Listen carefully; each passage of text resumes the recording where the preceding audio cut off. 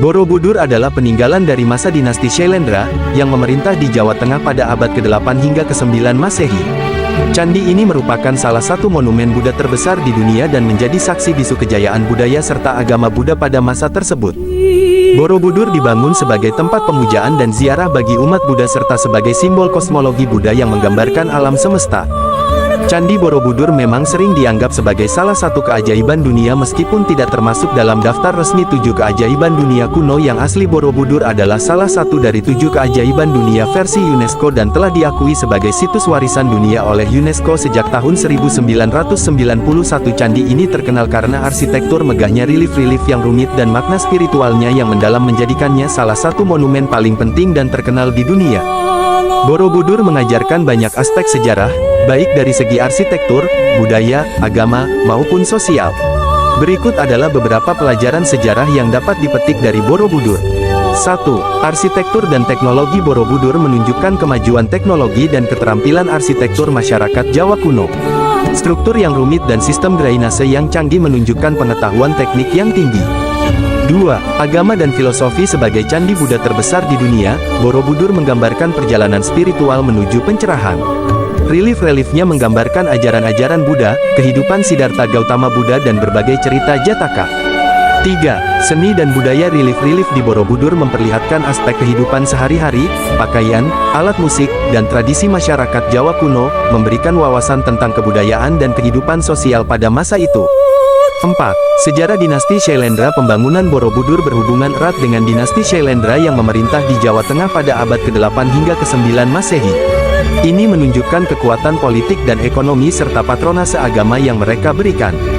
5. Penyebaran agama Buddha. Borobudur adalah bukti nyata penyebaran agama Buddha di Asia Tenggara, khususnya di Nusantara. Ini menunjukkan bagaimana agama Buddha berkembang dan mempengaruhi kehidupan dan budaya lokal. 6.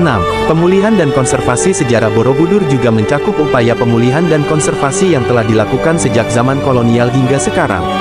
Ini mencerminkan pentingnya pelestarian warisan budaya dan sejarah untuk generasi mendatang. Melalui semua ini Borobudur berfungsi sebagai sumber pendidikan sejarah yang kaya dan mendalam.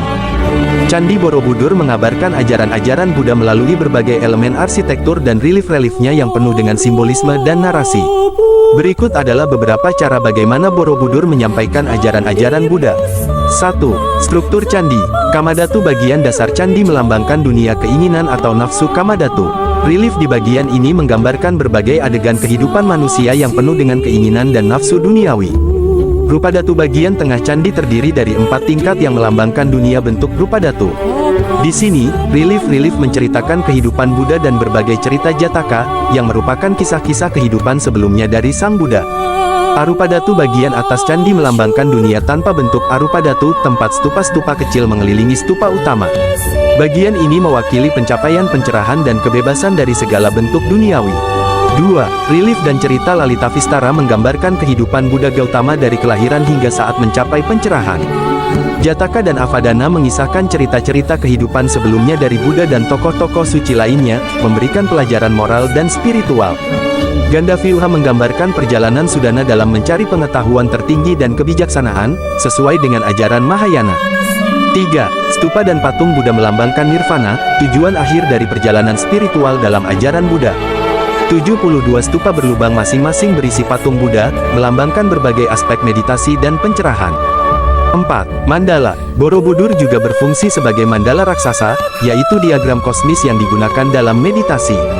Tata letak candi ini dirancang untuk menggambarkan alam semesta dalam kosmologi Buddha, membantu peziarah dalam meditasi dan perjalanan spiritual mereka. Dengan berjalan mengelilingi candi dan menaiki tingkat-tingkatnya, peziarah diajak untuk merenungkan dan memahami ajaran-ajaran Buddha, sembari secara simbolis mengikuti perjalanan menuju pencerahan. Borobudur bukan hanya sebuah monumen keagamaan, tetapi juga alat pendidikan yang mengajarkan ajaran-ajaran spiritual melalui seni dan arsitektur.